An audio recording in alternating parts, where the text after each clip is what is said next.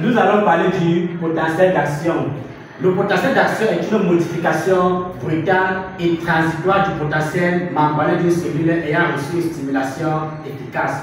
De manière simple, on peut définir le potentiel d'action comme une séquence constituée d'une dépolarisation, d'une repolarisation, d'une hyperpolarisation d'une cellule ayant reçu une stimulation efficace.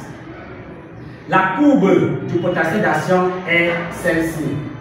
Sur cette courbe, nous pouvons constater qu'il y a un point A ici. Ce point est appelé l'artefact.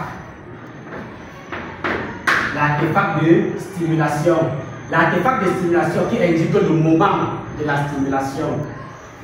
Et nous avons ce temps qui est la période réfractaire. Par la suite, nous avons cette partie ascendante de la courbe qui indique la dépolarisation. Et après, nous avons cette partie descendante qui est la repolarisation. Par la suite, nous avons ce creux qui est l'hyperpolarisation. Et la cellule revient au potentiel de repos. Qu'est-ce qui se passe? Lorsque la cellule reçoit une stimulation efficace, sur la membrane cellulaire, il y a deux types de canaux. Il y a les canaux Na+, et les canaux K+, qui sont voltage dépendants. Lorsque la cellule reçoit la stimulation, le canal Na+, voltage dépendant, s'ouvre. Et lorsqu'il y a ouverture des canaux Na+, voltage dépendant, les ions Na+, entrent dans la cellule, ce qui provoque la dépolarisation. Les ions Na+, étant entrés dans la cellule, ces ions vont activer les canaux K+, qui vont s'ouvrir.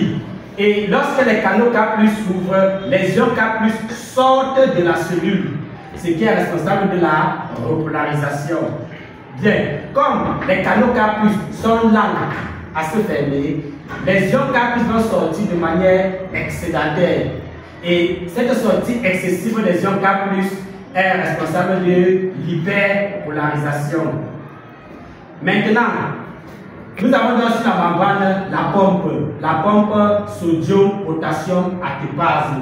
Cette pompe a besoin de l'énergie pour fonctionner. Et qu'est-ce que cette pompe va faire? Cette pompe va faire entrer les ions K+ qui étaient sortis et faire ressortir les ions Na+ qui étaient entrés afin de rétablir l'équilibre ionique des ions. Et ceci va donc concourir à la naissance d'un potentiel de repos et la suite la fermeture de ces deux canaux. Merci.